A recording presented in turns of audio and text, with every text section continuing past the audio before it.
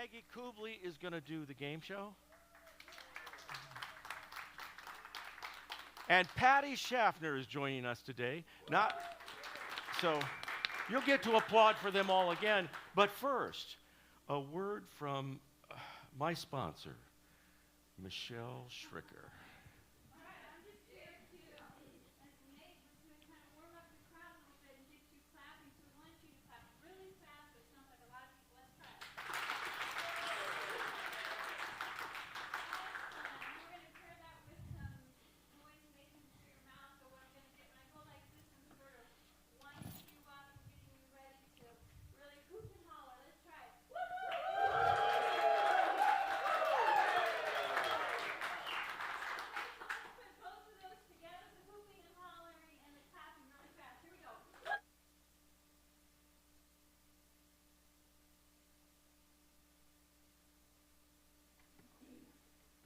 John.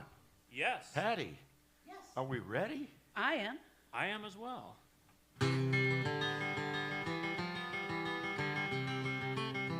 In every life, Some rain must fall and you'll get wet. as your sorrow calls Oh, the sun will rise. on a brand new morn You'll be warm and dry. and freshly born. With support from Judith Robert and in the memory of our good friend Tom Kavasinskis, and with additional support from the Marshall County Community Foundation and the Indiana Arts Commission, Marshall County Tourism, and E. Lee Marshall. From historic downtown Plymouth, Indiana, where the Lincoln Highway and the Michigan Road cross the banks of the beautiful Yellow River, it's the Wild Rose Moon Radio Hour.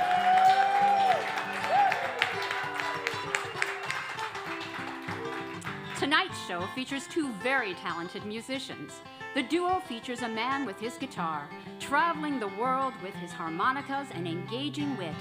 Highly regarded as an interpreter of pieces by Robert Burns, he has been described as one of the finest singers in Scotland of any style.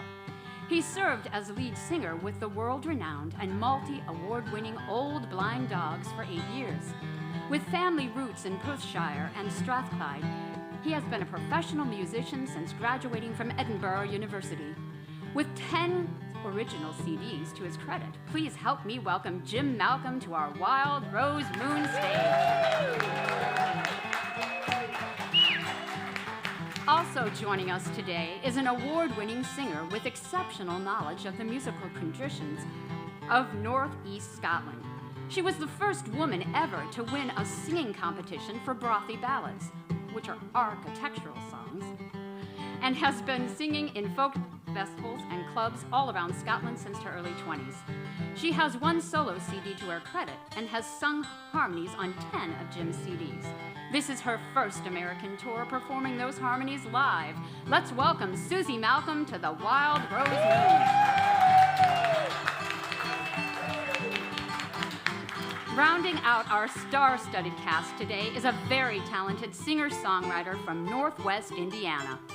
She performs a wild variety of musical styles, including folk, blues, jazz, theater, and improvisational singing. In the early 2000s, she performed in the folk singer-songwriter style with Amy Dixon Caller and Sue Fink. The three formed Song Sisters. In 2014 and 2018, she was the first runner-up in the Acorn Theater of Three Oaks, Michigan's songwriting contest. And in 2015, won Best Singer-Songwriter in the Great American Song Contest for her tune, Blessings. With 5 albums to her name and numerous singles, let's welcome Patty Schaffner to our stage.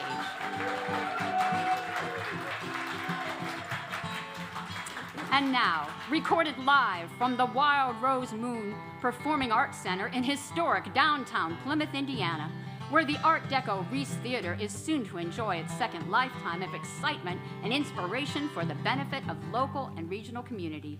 Here is the radical rascal of all things lunar or lunatic, your radio host, George Schricker.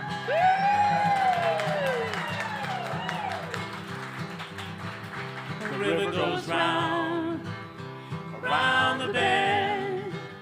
The river goes round, round, round till the very end. And it stops, it starts again. It won't be long till the river goes round.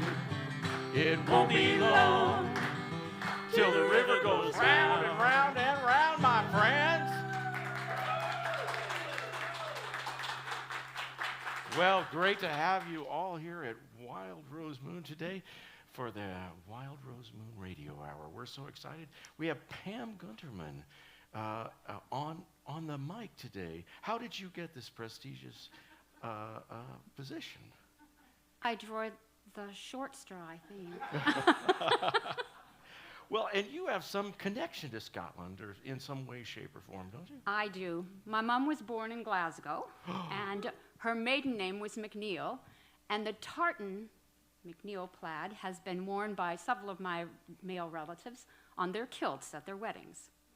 My real first name is not Pam, it's Minnie, after my mother and my grandmother, and Minnie in Scotland and in the UK is known as Mother. Well, that's very interesting. And speaking of wise women, which I'm sure your mother was, right? We have some wise words here today, don't we? From one of our wise women in the studio, don't we? Yes, Maestro, that is correct. We have words of wisdom from our resident poet and philosopher, Rosie. Rosie sits atop my announcing booth here at the Moon, ringed with wild roses around her head, multicolored dreadlocks down her back, in a silken dress with pea-green petals, and wearing a curled woolen yoke. Rosie sits pensive and always ready to dispense the thoughts that are, in the words of Carl the skateboarder, really rad and gnarly. Her ideas spring from her hands, both of which are verdant green leaves, and which quite mysteriously always hold a note sharing her thoughts or the thoughts of others. Mr. Baylor, take it away. We have a note from Rosie. This note was wrote by Rosie. It's a wonder of a note, fresh off a ferry boat. If we voted on a quote, this note we'd vote the goat. We have a note from Rosie.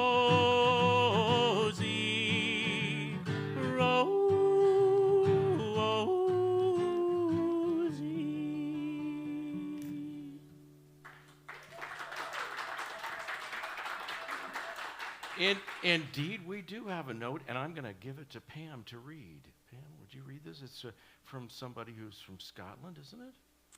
Yes, we now have a special quote from Scottish poet Robert Burns.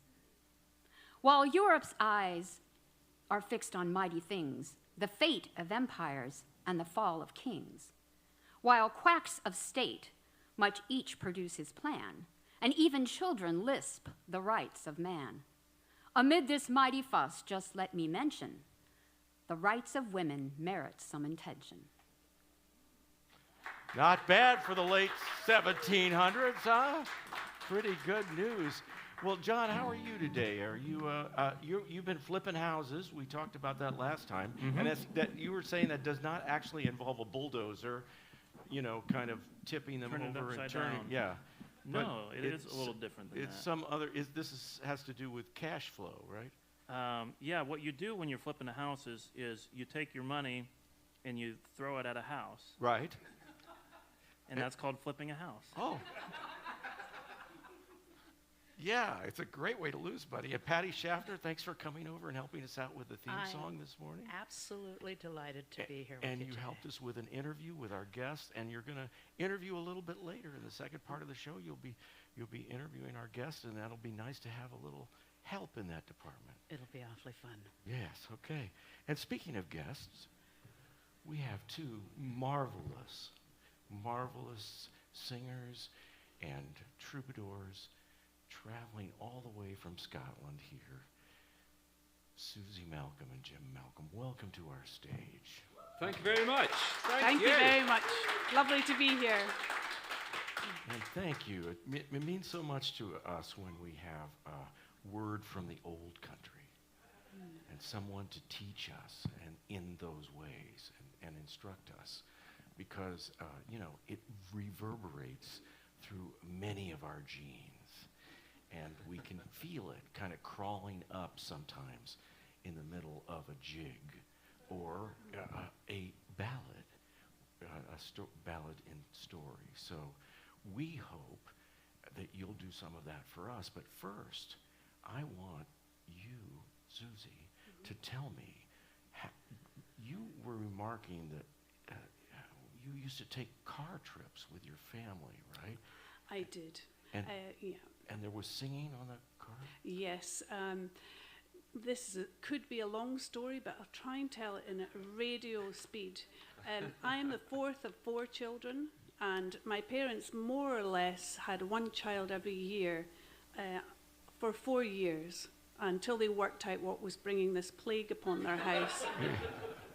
And my father was also a heavyweight athlete on the Highland Games circuit. Oh. So he would be tossing cabers, which means throwing tree trunks around. Yes. And competing at heavyweight sports.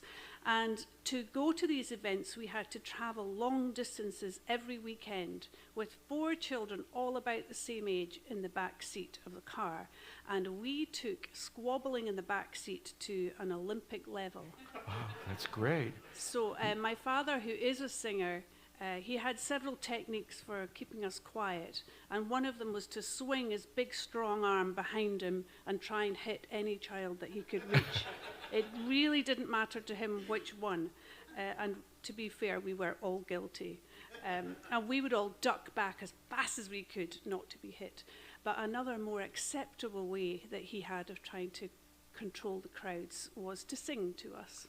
Oh, and what kind of things did he sing? Well, he sang bothy ballads often, and bothy ballads came from the agricultural areas of the northeast of Scotland, and they're all sort of quite earthy songs, generally talking about the work on farms and such things. And they are a whole genre of music in themselves.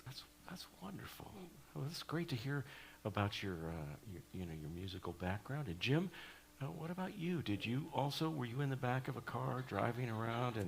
And no, the reason that I got interested in folk music was my mum. She was a proper 1960s folkie. Oh, from really? Scotland. I used to go to folk clubs back in the day, early 60s. What kind of people did she see? I think I mentioned Tom Paxton to you. I didn't know. Tom Paxton, yes, she was a big fan of Tom Paxton. A lot of the American artists, Pete Seeger, she loved Joan Baez, all these people, Bob Dylan, of course, Scottish artists like the Corries, the McCalmans, Archie Fisher, Dick Gaughan, all these people. And she brought back the records, the LPs, big flat ones, and she played them to us and basically just brainwashed me into becoming a folkie myself. Yes. Well, that's great. Well, since you are one, why don't you render one of your songs for us, or at least something like it? Sure, yes. We're going to do a song called Lochenside. Can you say Lochenside? Lochenside. More phlegm, quickly, bring in the phlegm. Cream cheese, mozzarella. Lochenside is a very famous bagpipe tune that would always be played at the events that Susie was talking about, the Highland Games in Scotland. And I know it's also very popular across America with the Highland Games, because I've heard it at Grandfather Mountain, Loon Mountain, a couple of Highland Games I've been to in North Carolina and New Hampshire. It's always played before Scotland have an international soccer match. It's very uplifting. Then the match begins. And the commentator says, "Oh no, it's disaster for Scotland." The most recent disaster is we just failed to qualify for the Soccer World Cup finals next month. You guys did qualify though. But you don't care, do you? You don't care. You know how much that hurts?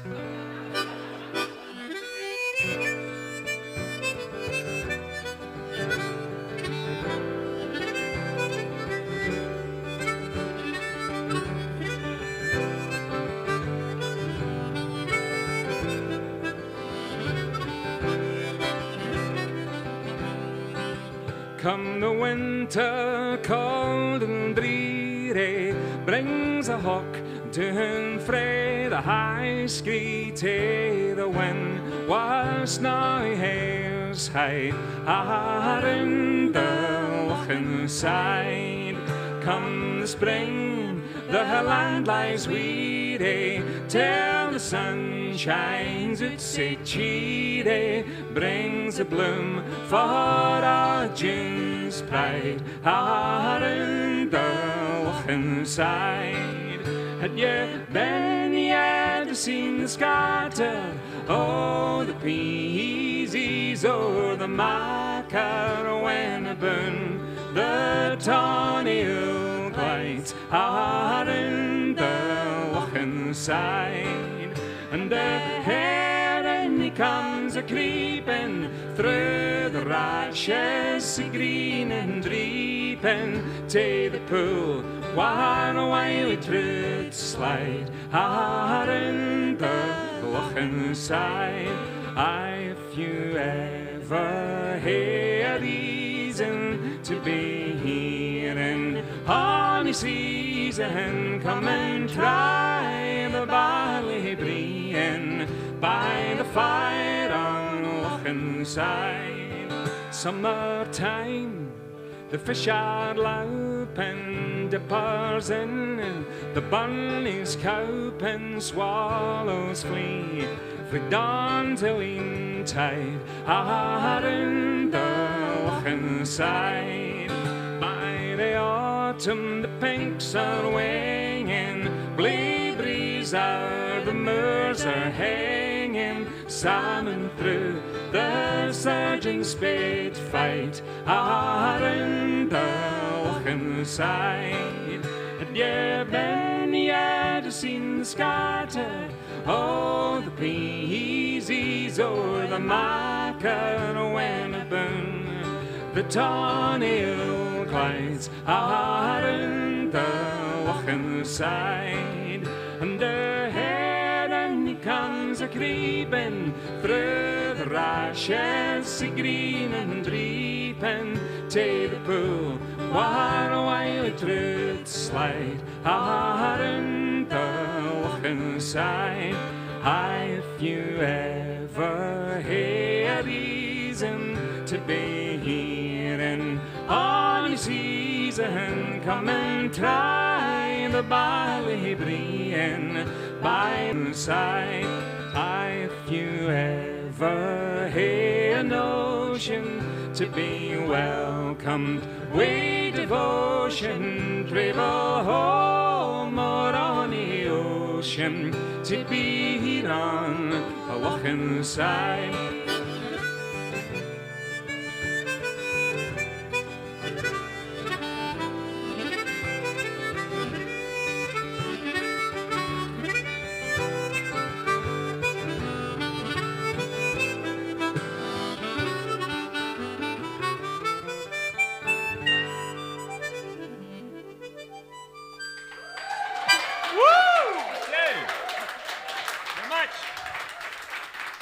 Wow.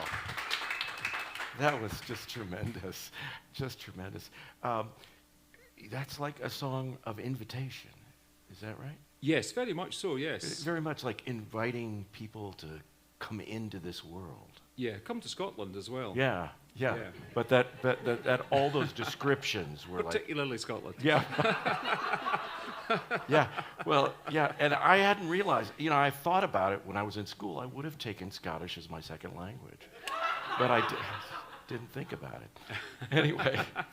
So, hey, I was wondering if I'd really like to just go right into another song, if that's possible. Sure. And then we'll take our break and we'll come back, and Patty will ask you some questions. Well, Susie could maybe give us a song about some of our heritage. Okay, I think probably all of your listeners have been really, really hoping that I'll sing a song about one particular topic, and that topic is gutting fish. See, I knew it. Their faces lit up when I said that. My great-grandmother was a herring gutter, and she could gut between 30 and 60 fish per minute. Not bad. Now, the herring shoals would head south through the season from March right through to Christmas time, and the whole fleet of fishermen and the women who gutted the fish would move south from Scotland right to the south coast of England. And this is a song sort of gathering up the fish gutting girls to take their things and go down to the train station and move south to the next fishing port. So here we go.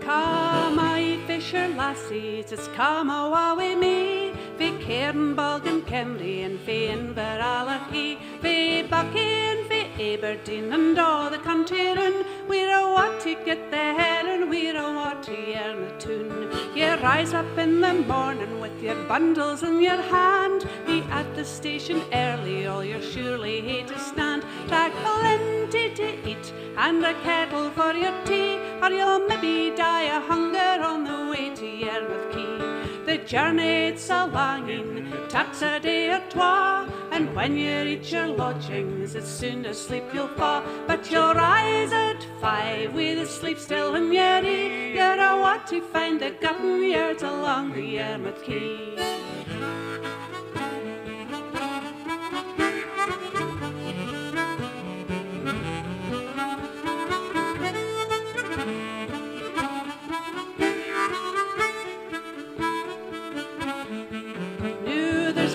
There and curers there and buyers canny cheels, and lassies at the pickling and others at the creels, and you'll wish the fish had been all left in the sea by the time you finish gutting herring on the Yarmouth Quay.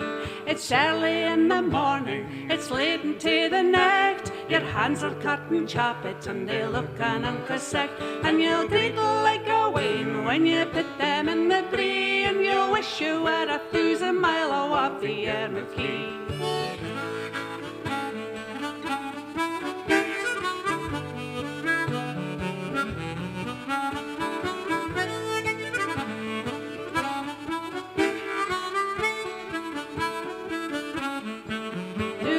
Gutted fish in Lerwick and Stornoway and Shields, worked along the Humber amongst the barrels and the creels. Whitby, Grimsby, we've travelled up and down, but the place to see the herring is the quay at Yarmouth Town. The place to see the herring is the quay at Yarmouth Town.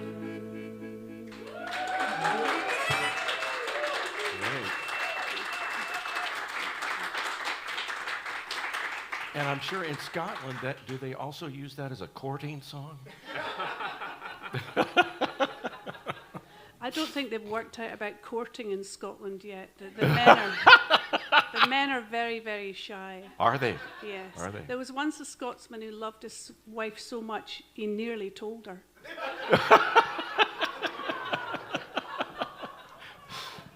That's a great place to take a break. Well, thank you so much, and we'll be back with Jim and Susie Malcolm in the next part of our show, because they'll be part of the game show, and then we'll also hear from Patty Schaffner right after the break. With support from Judith Robert and in the memory of our dear friend Tom Kapuscinskis, and from the generosity of the Marshall County Community Foundation and the Indiana Arts Commission, Gibson Foundation, and E. Lee Marshall. You're listening to the Wild Rose Moon Radio Hour.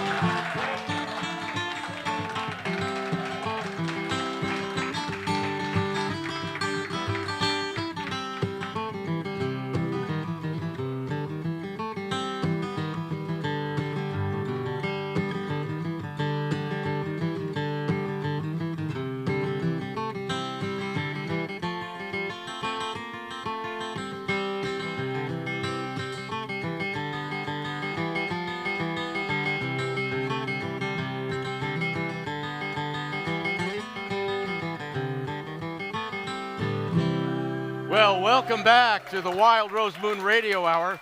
We're here with Patty Schaffner, and Patty, I'm getting to know you. I'm getting to know you too. Isn't that a song? I think so, and it's such a pleasure, I got to tell you. And I'm so glad you could come over today and help us. I've wanted to sing with you for so long. Ever since when I first heard your voice, I thought, oh, wow, wouldn't that be cool to do a duet with Patty someday? So we did it. We did today. We did. That's great. That's lovely. And you know, you helped me out with an interview that's online now at Wild Rose Moon Media.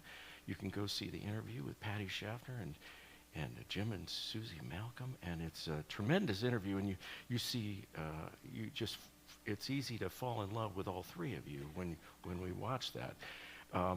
And you were just over in Scotland not too long ago, weren't you? And you saw Jim and Susie. I was. I arrived on the summer solstice, and on the very last night, with a whole lot of midges, which we can talk about.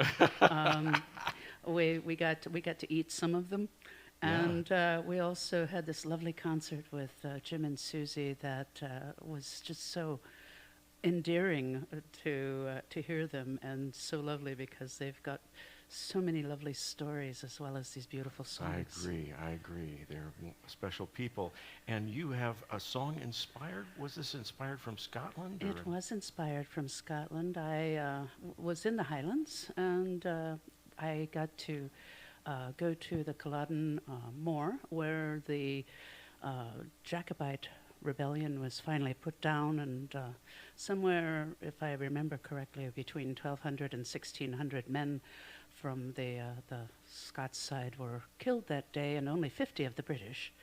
And as I was going through the museum, I saw this cannonball, and the cannonball was probably about maybe 2.5, 3 inches in diameter, and I thought, doesn't look like a cannonball, it looks like a stone. And so I was inspired by that to write a song.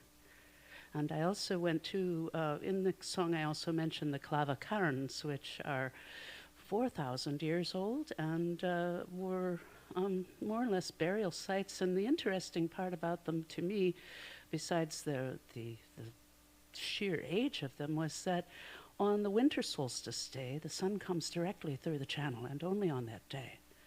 And that they only found apparently one set of bones in each one of the cairns. So it was someone who was important. So I mentioned that in this. So this is Throwing Stones.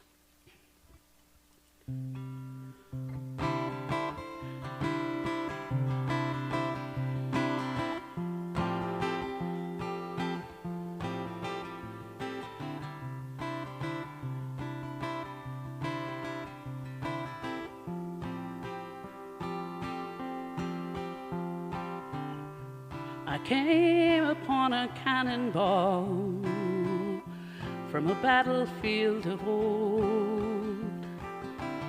It looked just like a stone to me, hard and round and cold. The story told of a cost so dear, 1,200 men and more. Well, that's what comes of throwing stones, and the price of rich man's wars. Well, there are stones to knock down buildings, stones that kill and maim.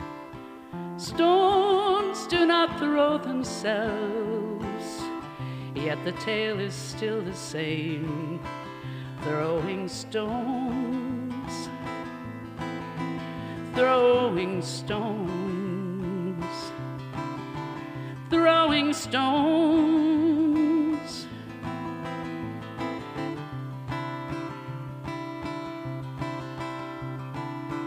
I came then to an ancient cairn, old as pyramids, they say. Marks the passage of the sun on a winter solstice day, laying deep within a circle, with a passage meant for one, a resting place for the bones of the wise, when their last song was sung. There are stones upon the mountainside and stones upon the shore, stones for building bridges. Isn't that what stones are for? Building stones, building stones, building stones.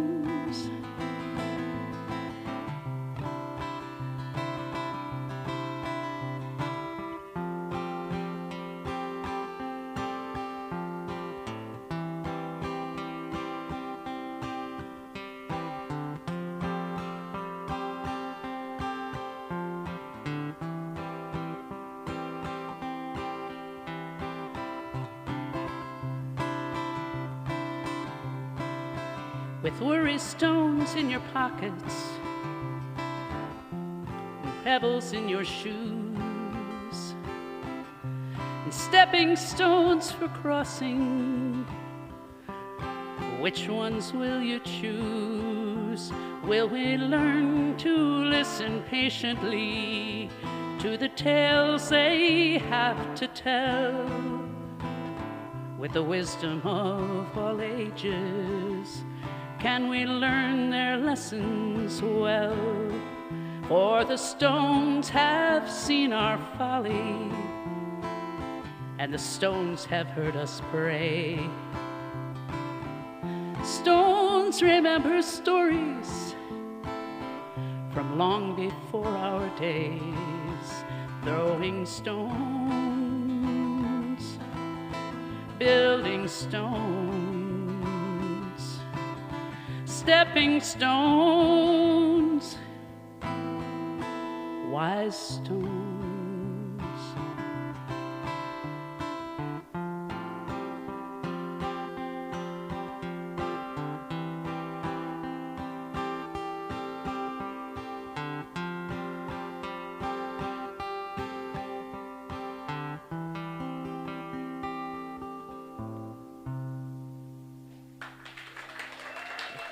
Thank you.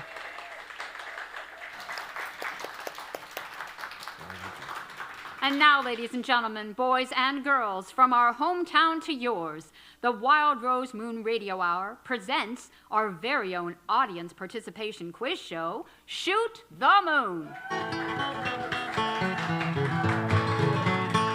It don't matter to me how smart you are. Maybe you're a big buffoon. You don't need to be quick on the draw. All you gotta do is shoot the moon.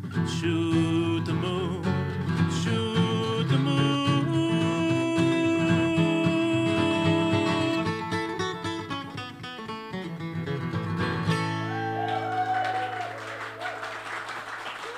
And now, here's the host of Shoot the Moon, the original colonist of little used words, an often chuffy, twisticle, and gut-foundered lassie of ribald jollification, Maggie Kubley.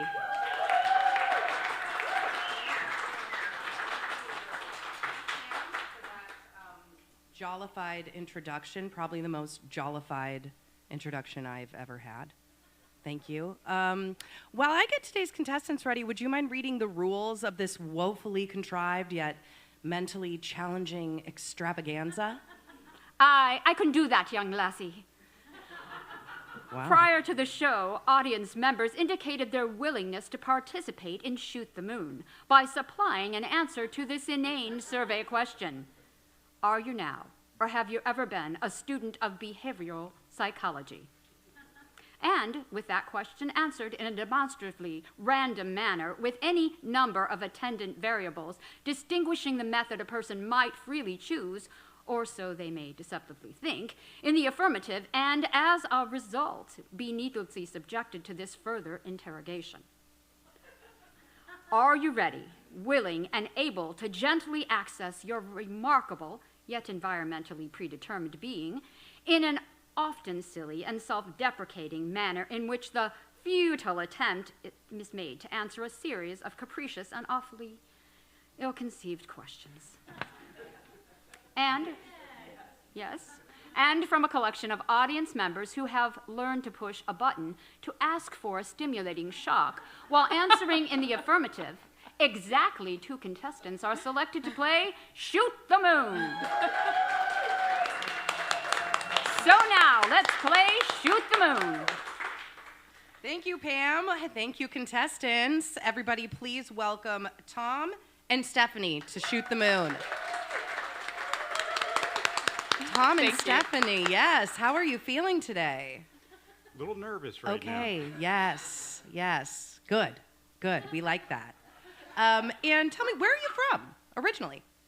I'm originally from Maine. Oh, and you, Tom? I'm from Texas, You're from Texas. Oh, wow. And you guys live around here now, or you're visiting? South Bend. South Bend. Thanks for coming down. Sure.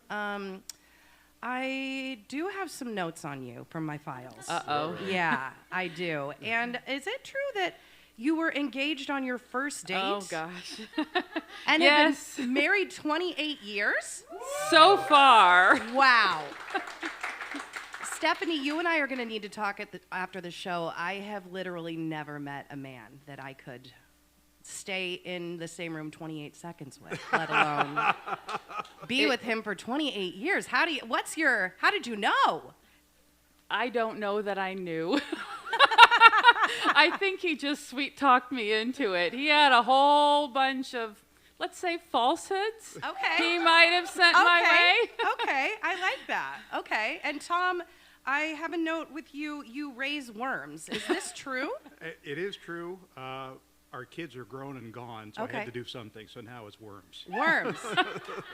Yeah, I don't like them, believe me. Stephanie, forget what I said. No wonder you're just marrying this man right away. Raising worms. Right?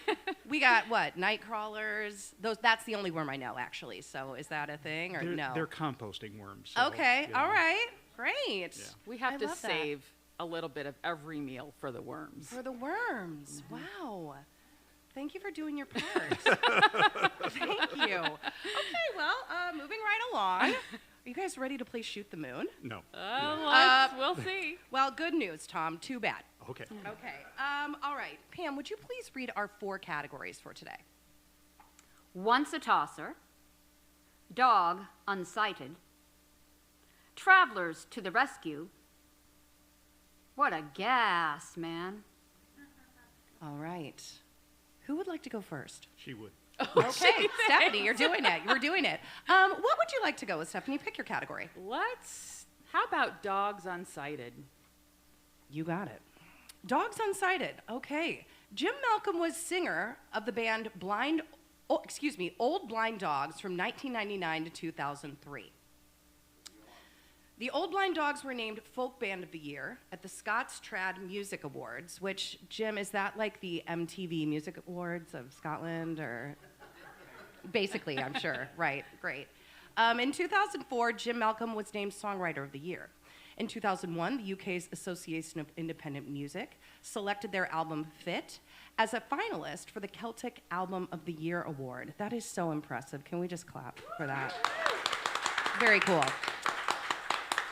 Here's your question. The Old Blind Dogs are on which recording label?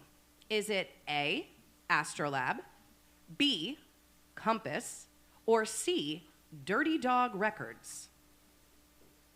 Well, I'm going to go with B. B, you are correct. Correct. That was a lucky guess. Okay, wow. Described by Billboard magazine as one of the greatest independent labels of the last decade, Compass Records was founded in 1994 by musicians Alison Brown and Gary West and includes the largest Celtic catalog in the world. Wow. Wow. Excellent. Did you have a great time being on that label, Jim? A wonderful time, yes. Yeah. Yes, jacuzzis and limousines. That's what I was hoping. Yeah, just nonstop. Yeah, absolutely. Diamond rings, attractive ladies, limos, hot tubs. Great. Okay, Tom, your turn. What are we choosing? Travelers to the rescue. Travelers to the rescue. All right. As an indigenous group, Highland travelers have played an essential role in the preservation and rescue of traditional Gaelic culture. One of the most famous of the Highland travelers was a singer known as Belle Stewart. Born Isabella McGregor, Belle Stewart was a Scottish traveler traditional singer. Her repertoire of folk tales frequently refer to the supernatural, including changelings. Famed Scottish singer Ewan MacColl and Peggy Seeger, sister of Pete Seeger, compiled a collection of folklore of Belle and other members of her musical family. This collection was called A, Till Doomsday in the Afternoon, B, Playing in the Loch with Darling Nessie, or C, Haggis Sung in the Overgate Whilst. Do I get to phone a friend? Sadly. No, but you can kind of lean on the maybe they No, but yeah, you've got a couple friends up here who might know. Can I buy Yeah. a clue? Is anyone? Buy a vowel? You can pay me. I don't know that I can help you, but. It's not B. Oh, I'm loving All right, this. so I've got Okay. a 50-50 shot here. All I'll go right. with What are you A. choosing, A or C? A. You're going with A. You are correct.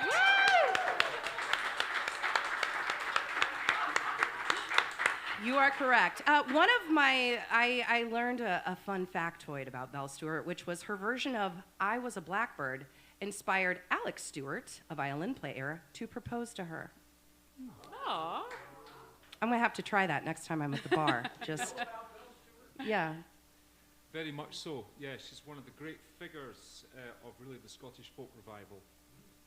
And I met her personally, and my mother knew her family quite well. They used to actually camp on my grandfather's family's farm in Glenshee. Wow. Wow, that's very cool. How would you describe Belle? Having met her. A real character. A real character, and a wonderful singer and storyteller. Wow. Yeah. That's And songwriter, actually. Yeah. what an amazing woman. Okay. Pam, could you let us know the score here halfway through the game? The score is Stephanie 1, Tom 1. Ooh, we're neck and neck. Okay, Stephanie, your turn. I have to do once a tosser. Okay. The caber toss is a traditional Scottish athletic event in which competitors toss a large, tapered pole called a caber. It is normally practiced at the Scottish Highland Games. In Scotland, the caber is usually made from a larch tree and can be between 16 to 20 feet tall and weigh between 90 and 150 pounds. Wow. Yeah. Susie's dad, Highland Games athlete. Yeah. Have you ever tossed one of these things, Susie? Yes, but reduce those dimensions down to about maybe 6 foot tall and Okay. maybe 20 pounds. I can toss that. That still counts. Yeah. That still counts. Yeah, wait, are we clapping for that? I think we should. Definitely, I've never tossed anything like that. Okay, so the caber toss is not the only kind of tossing that takes place at the Highland Games. Okay, which of these tossing sports is also practiced at the Games? A, sheaf tossing. Sheaf with an F, tossing. In which, yeah, I definitely thought we said sheep too, with a P. Don't worry, it's sheaf. Yeah, let's not throw them. In which a pitchfork is used to hurl a burlap bag stuffed with straw over a horizontal bar above the competitor's head. B, haggis toss, an all-you-can-eat haggis buffet, wherein competitors eat until they, quote, hurl their haggis. Or C, the Highland Lass toss, in which a pretty young lass is tossed on top of a large heap of freshly roasted barley. The competitor with the highest toss wins, and they both become king and queen of the games. Well, my only experience is tossing a stick for my dog. Okay, so that's close. I'm thinking I might be able to guess this one, right? Yeah, definitely. Let's go with A. A is correct. Woo-hoo! A is correct. Susie, did your dad ever do any sheaf tossing? I don't think he did, but he did throw the heavy weight over the bar, which is the same it's the same sport, Sure. but with a very heavy thing, and it's awful to watch because you just think this big heavy weight's going to come down on their heads. So, no, It's It'd terrifying. be much better to watch the sheaf tossing, which does indeed happen. Yeah, okay, nice. Yeah, that does sound scary to watch. I feel like I'm going to throw my back out just thinking about it. Okay, final question. Tom, will you just say it? Even though you technically don't have to choose one, will you just say the category for me? Okay. Yeah. What a gas, man. Thank you. I got lost. What a gas man. Tom, here we go. Gonna start us all out with some lyrics. John C. Clarke has a crush on me. I know, he told me so one Sunday. And at the time, I didn't have any other offers. I agreed to meet him on the Monday. And the big surprise is that we really got on. We talked about all kinds of weird things till dawn. I plucked up the courage and said, hey, John, would you meet me again on Friday? Corrine Polwart, the writer of the lyrics you just heard, titled John C. Clarke, a song often performed by Jim and Susie Malcolm, and a song about falling in love with a gas man, is a Scottish singer-songwriter who performs music with a strong folk and roots feel. Her songs dealing with a variety of issues from alcoholism to genocide to falling in love with the gas man. She's been most recognized for her solo career, winning 3 awards at the BBC Folk Awards in 2005, and was previously a member of Malinsky and Battlefield Band. Polwart releases music through her own Hegri music imprint. Hegri, a Gaelic word, is named for Polwart's favorite animal. What is that animal? A, the fox, B, the heron, or C, the blind dog? Do you need to phone a friend again? Well, the pressure's on. Oh, wow. What do we think? I know it's going to be hard after that. All right.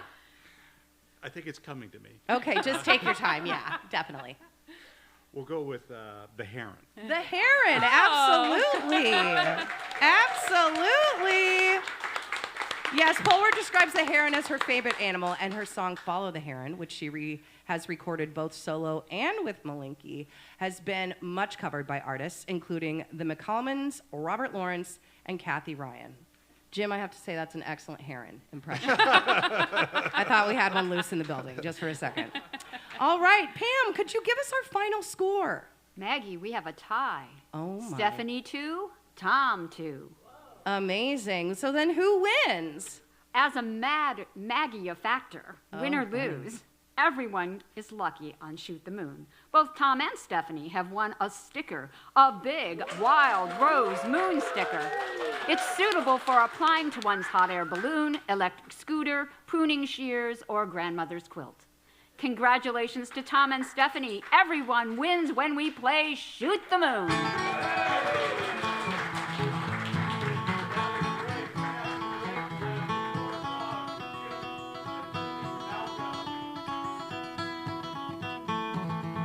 With support from Judith Robert and in memory of our dear friend Tom Kaprasinskis, E. Lee Smith, and from the generosity of the Marshall County Community Foundation, the Indiana Arts Commission, and Marshall County Tourism. You're listening to Wild Rose Moon Radio Hour.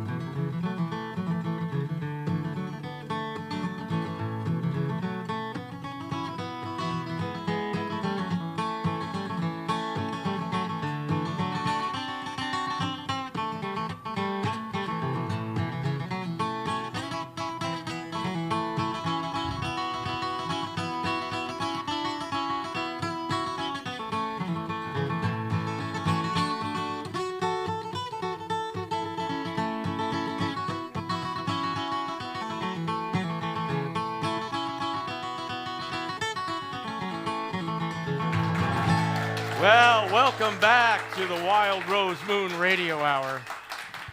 We're here with Jim and Susie Malcolm and my good friend from Northwest Indiana, Patty Schaffner, who has come over to help me out today. I thought Patty had been over to Scotland and she knew Jim and Susie. She'd met them over there.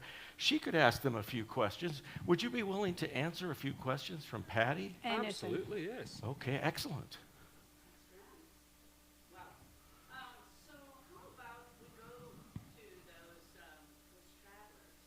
Because there's something really interesting about an album that you've put together called The Berries. Is that correct? Yes, we live very close to a town called Blairgowrie, which is the sort of mecca for growing raspberries in Scotland. And raspberries have been grown commercially for maybe almost 150 years in Scotland on a huge scale. And because there was so much labour required in the months of July and August, the travellers from all over Scotland used to kind of all congregate there, and it was their kind of annual meeting. They worked hard, long hours, picking the berries, making a lot of money, and having a great time. And apparently the pubs in Blairgowrie during the berry time it was like the Wild West, apparently. Do you have a song about this? Yes, we do. But is it ready to go? No, it's not. But it's on the album, correct? Yes. But it's on the album. Yes. Where yes. could they possibly get the album? I would say from all good record shops, but since they don't exist anymore. From our website. Yes. You can buy our CDs on our website. Yes. And there's an album that's called The Berries, and it has a lot of songs that come from the Travellers' tradition. And also, I was wanting to ask you about the old Scots that you sing a lot in, and if you could tell us a little bit about that, and how you're helping to keep the folk tradition of Scottish music alive. Well, to answer the second question first, we keep these songs alive by going on the road and singing them. And our audience will probably notice that we're not really helping you in any way we're not changing the words of these songs to make them easier for you, but what we tend to do is give you an introduction which will give you some idea of what we're singing about. And yes, the songs, a number of the songs we're singing are in Scots, which is a very old language with its roots in Germanic languages. It's about the same age as English, and people tend to say, oh, you know, Scots is just English, but with a few extra words of vocabulary, but that's not correct. Scots is about the same age as English. I mean, our use of Scots is mostly in the songs, but I think that is one way in which the language is being kept alive. So That was so wonderful in the concert that I saw with you back in Stirling. Is it Stirling or is it Stirlingshire? Both. Stirling, you could see Stirling, but you were in Stirlingshire. Ah, okay. Yeah, Stirling is the kind of capital town of Stirlingshire. And so Stirlingshire speaks to the countryside there? Yes. Scotland is divided into counties, just like the way your states are. And they're usually called something shire. Ah, all right, I see. That's George, an interesting observation about the language. It, goes back to my joke earlier. I mean, it actually is, historically, this other language, which is, correct. And that is grand. So in a way, I was sort of spot on there. Hey, could you do a song for us? Yes, we should maybe do something with a bit of Scots in it. Should we do the Plumen? Yeah. Okay, I'll sing a Robert Burns song, and he was writing 250 years ago, and we're not changing the language that he used. A number of the songs we sing were sung for generations before they were ever written down, but that's not true of Robert Burns because he was an educated man and could write, so his songs were all written down and we can sing them as he wrote them. And now this is a song we really enjoy singing. It has a very unusual subject matter because it is a wife who is singing the praises of her husband. Now, the ploughman's wife said that her husband sometimes comes home tired and wet at the end of the day, and she wants him to take off his wet things and put on dry clothes and go on up to bed, and she's going to look after everything for him, and she's also going to cheer him, but it doesn't go into in what way she's going to cheer him. But it's a very delightful little song called The Ploughman.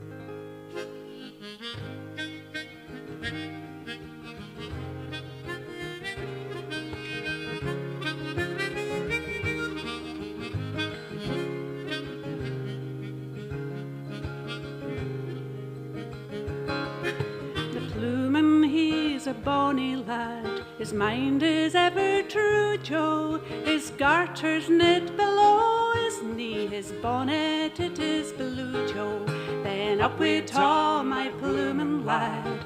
Hey, my merry ploughman, of all the trades that I do ken, commend me to the ploughman.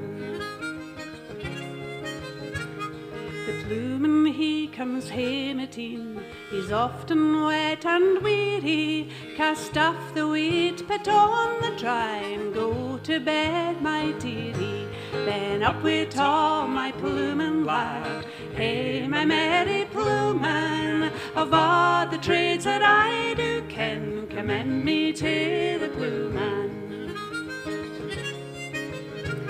And I will wash my ploughman's claes, I will dress his orley, I will mak my ploughman's bed and cheer him late and early. Then up we taw, my ploughman lad. Hey, my merry ploughman, of all the trades that I do ken, commend me to the ploughman.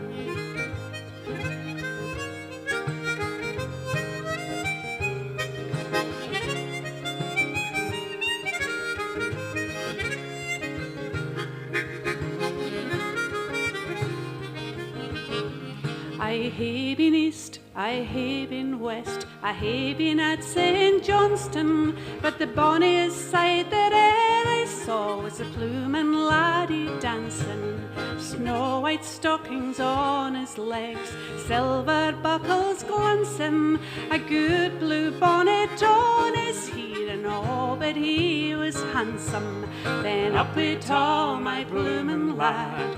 Hey, my merry ploughman, of all the trades that I do ken, commend me to the ploughman.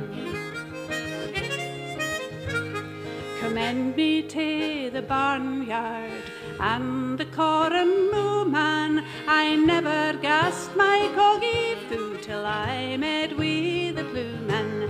Then up we taw, my ploughman lad. Hey, my merry ploughman, of all the trades that I do ken, commend me to the ploughman.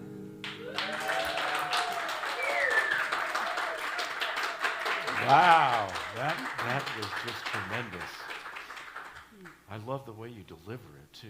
I mean, there's something about that that's really powerful. It's kind of as if you're testifying to this tradition that you are holding up.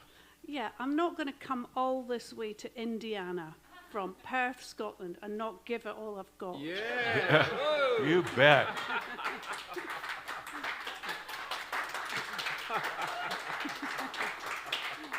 Well, it's outstanding. Do you have another question? Would you? Actually, I know we talked about this on the interview, but perhaps you'd like to share it with the Radio Hour, that you have someone else in your family who is also in the music business, I believe. Yeah.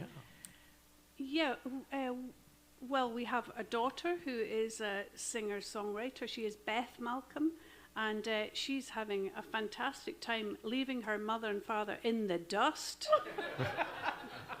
Yeah, she is just, she's a qualified history teacher, but she has become a substitute teacher this year so that when she gets the opportunity to do musical work, she can take it. And she's been getting to do some great things. And she's going to come to California with us in February and sing with us, so that will be fun. Although we don't know if she'll enjoy being in a car with us for Well- 4 weeks, but we'll see. Well, at least you know how to handle it. I was going to say, yes. My arms aren't as long as my father's. Hey, do another song for us, will you? Well, we'd like to do a song. This is a song I actually wrote when I was with the Old Blind Dogs. I was lead singer for 8 years. Some things make a man of you. Some things make an old man of you. Touring about in a van with a bunch of musicians. And we were actually doing a tour. It started off in Boston. We had one concert, and then the band were invited to a party by a bunch of girls from the Berklee School of Music. And they were all disappearing into the night with their bagpipes and their coats. And I said, wait a minute, somebody's got to drive the van tomorrow to Rochester in New York State, 7 hours. And they went, Jim, thank you. Disappeared into the night, and I picked them up the next morning. It was clear none of them had been near their beds. And they were extremely sort of taciturn and sheepish and very quiet. Something had happened. And it took me several days to prise it out of them.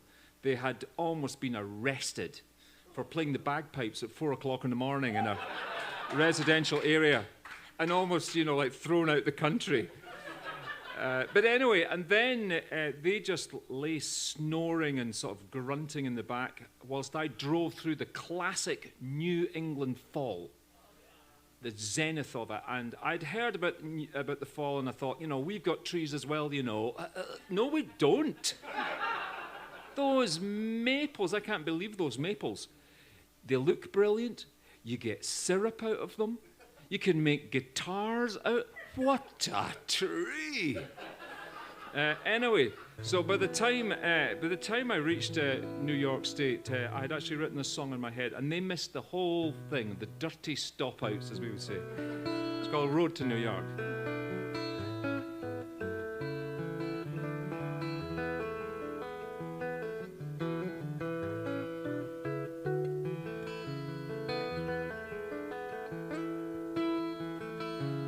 Driving through New England in the fall,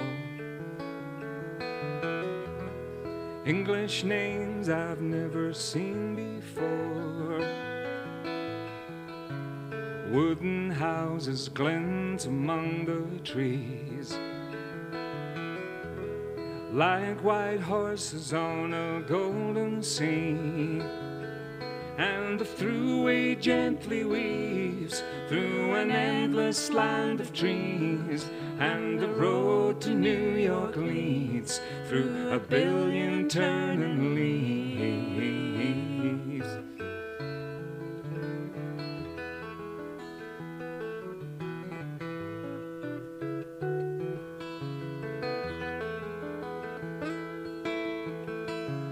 Houses all decked out for Halloween. It's bigger here than I have ever seen. Pumpkin lanterns draped as black and gold, like some Christmas time for darker souls. And the thruway gently weaves through an endless land of trees, and the road to New York leads through a billion turning leaves.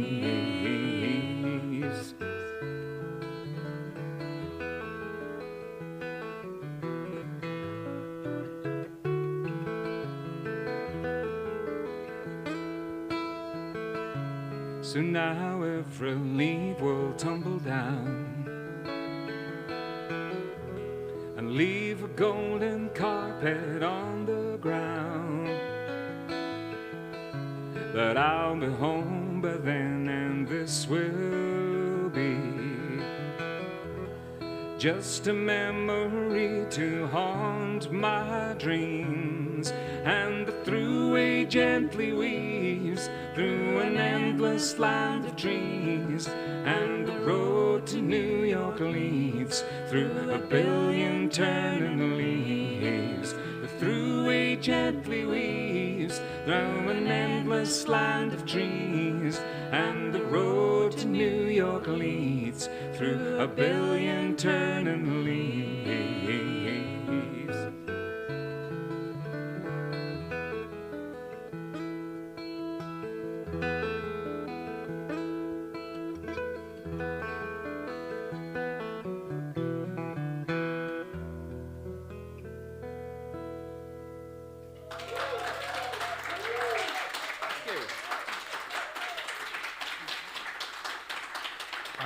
You know, I think I might be able to hear a little Tom Paxton in there. Oh, yes. Yeah. Yes, And that was definitely. really beautiful. Thank you. My gosh, gorgeous. You know, it's been so great having you on the show.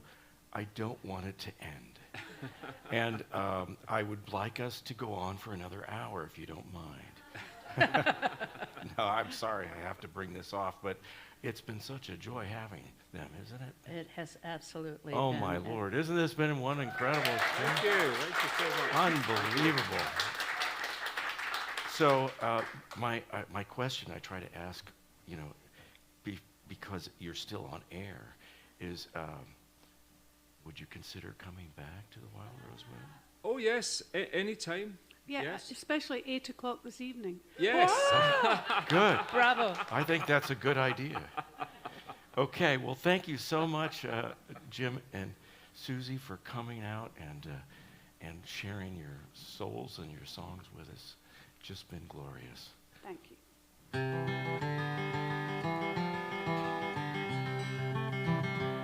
With support from Judith Robert and in the memory of our good friend Tom Kapusinskis, and with additional support from Marshall County Community Foundation, Gibson Insurance, Gibson Foundation, and E. Lee Marshall, you've been listening to the Wild Rose Moon Radio Hour.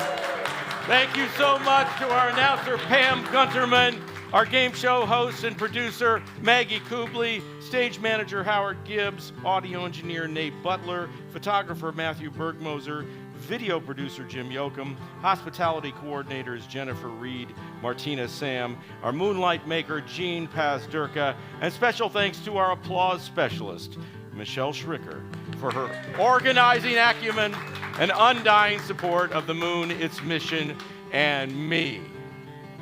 John, are you ready to modulate your molecules, to manage the metrical meanderings of our mellifluous and often maniacal theme song? Maybe. Let's do it. So when you think you've lost that light, all pain and heartache fill your soul with strife, just remember, as you're tumbling down, it won't be long till the river goes round. Everybody, the river goes round, around the bend. The river goes round, round, round till the very end. And when it stops, it starts again. It won't be long till the river goes round.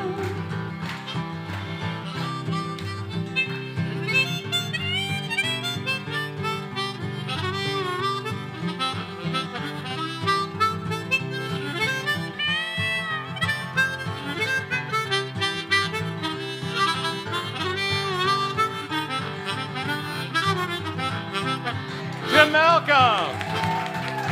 One more time, everybody join in. Here we go. The river goes round, around the bend. The river goes round, round, round till the very end. And when it stops, it starts again. It won't be long till the river goes round. It won't be long till the river goes round and round and round, my friends.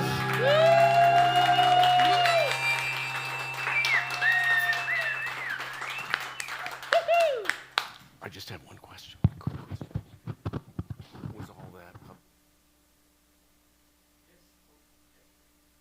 Sure, because you did something in the beginning. I just didn't know that first song. Oh, okay. Okay, great. Okay. Well, George, we do have a redo. Uh-oh. Yes. Me? I'm trying to remember what happened, but the intro to the third segment. Oh yeah, the batteries were dead on your thing, and so we did not get your introduction before Pam.